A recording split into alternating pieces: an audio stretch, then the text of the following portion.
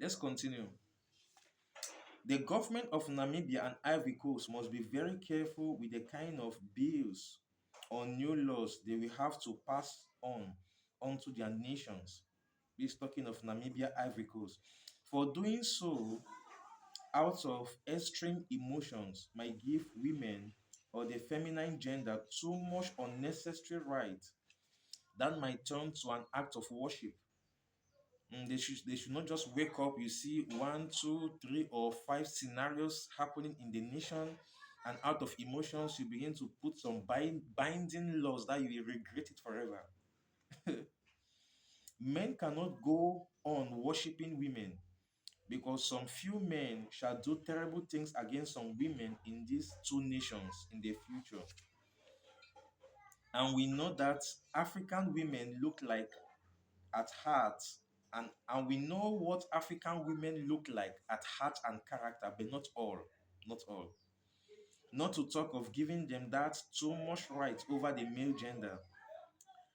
Some cases we have seen overseas where African women call the police force and pretend in the scene as though their husbands did carry out serious domestic violence on them, more like molesting them with serious physical injuries, as they will fashion it.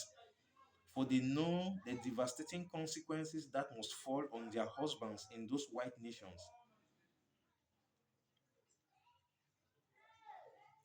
which is for the men to lose their houses or their homes, even with their children, and all their properties and assets to the woman if possible.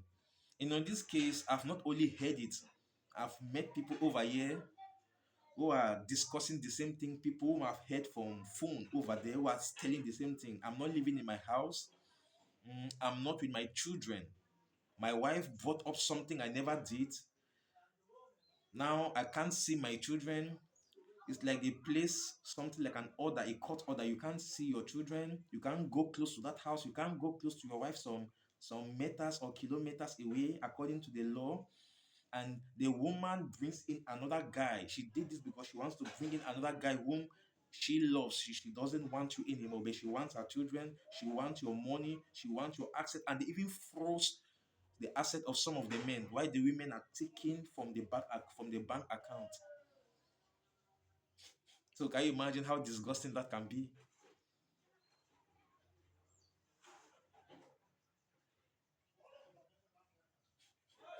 So if black women can do this to their husbands in a foreign land so as to marry another guy with all the wealth, imagine how far they can go if such unnecessary luxury to perpetuate injustice is handed over to them on a silver platter as legal right in their very own nation and fatherland where they grew up. Mm. So the government of both nations must meet the government of both nations must rethink. They must rethink and where they should wear their thinking cap before going that far to place such law that might govern a whole nation.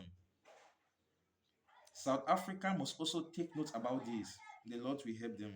So all the three nations, including South Africa, they just pray.